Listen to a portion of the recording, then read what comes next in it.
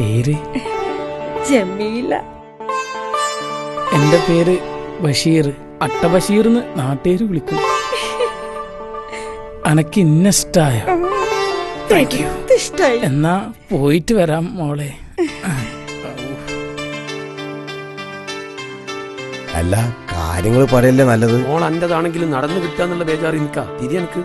ആ ബാപ്പു എങ്ങനെയുണ്ട്? ഓക്കെ, എന്നാ കാര്യങ്ങളൊക്കെ നീക്കിക്കോളി. ആ എന്നാ കാണാം. അങ്ങനെ ശരി കണ്ടജി. ഇങ്ങനെയാണ് മനുഷ്യന്മാര്. പോരപ്പോ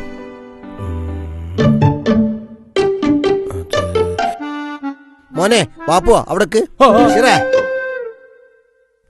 പറയാണ്ടിരുന്ന പിന്നീട് അതൊരു ദോഷാവും.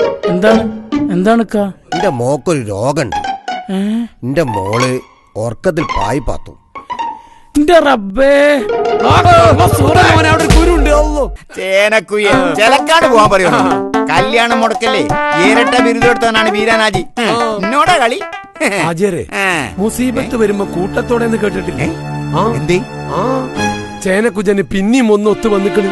പെൺകൂട്ടർ ഇന്ന് വൈകുന്നേരം കാണാൻ വരുന്നുണ്ടല്ലോ. പെരുത്ത് കായുള്ള പാർട്ടിയാ. എന്താ ഇതെന്ന് പറഞ്ഞോ? ഇല്ല, ഉച്ചക്ക് കാണുമ്പോ കൂടുതൽ വിവരം തരാന്നാ ചേനക്കുജന്റെ അസിസ്റ്റന്റ് മെയ്തു പറഞ്ഞത്. കാര്യങ്ങളൊക്കെ ചോദിച്ചു മനസ്സിലാക്കാം. ആരാ ഏതെന്നൊക്കെ അറിഞ്ഞാലേ അതിന് ചുറ്റുവട്ടത്തിലൊക്കെ ഒന്ന് ചുറ്റി നിന്നാ മതി. എന്നാലും പിന്നെ ഞാൻ ഏത് വല്യപ്പൂന്റെ മോനാ? ഇവിടെ 2 വല്യപ്പന്മാരുണ്ട്. തെരട്ടമ്മല് വല്യാപ്പൂന്റെ മോനെന്നാ എഴുതി തന്നത്. ആരെങ്കിലും ബന്ധം കൊണ്ട് തന്നത്? അബ്ദുള്ളക്ക. എന്തേ, നിങ്ങളറിയോ? ചേനക്കുയ്യനാവുക. ഓനെന്താ മയ്യത്ത് സ്വർഗത്തിക്കായാലും നരകത്തിക്കായാലും കുഴി കുത്തിയോന് കായ് കിട്ടണം, അത്ര തന്നെ. അതെന്താ ചേരി മോശം കേസാ? ആട്ടെ, എന്തേ ചെക്കന് പണി പറഞ്ഞേ? അത് വലിയ ഉദ്യോഗൊന്നും പറഞ്ഞിട്ടില്ല.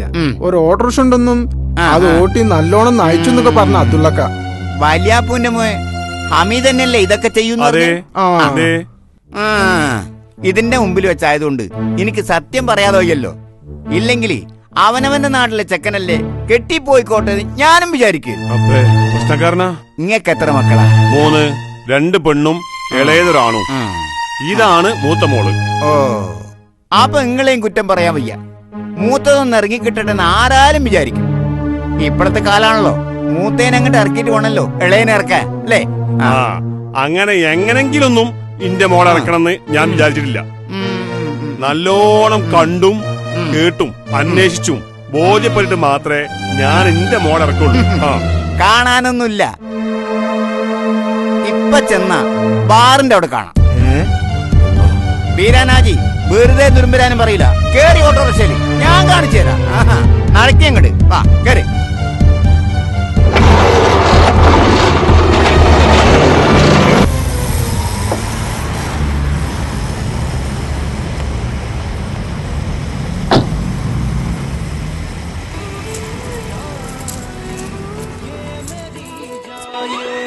തായിടിക്ക് വേഗം, ഒരുപാട് സ്ഥലത്ത് സോഡ വെക്കാനുണ്ട്. വേനലല്ലേ?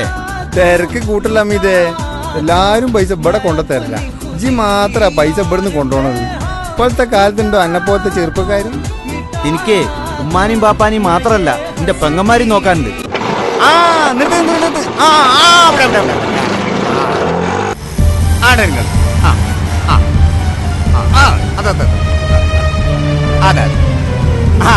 നിങ്ങക്ക് ഭാഗ്യണ്ട്, അധികം കാത്തിക്കേണ്ടി വന്നില്ല.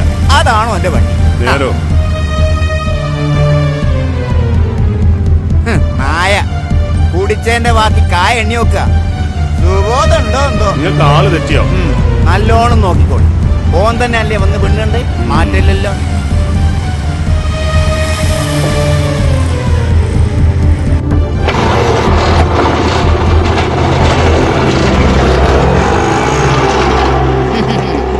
ആവേശത്തിന് പേന്തിട്ട് മുഖവും തുടച്ച് വേഷം മാറ്റി കാക്കിട്ട് പോണാണ്ടില്ലേ?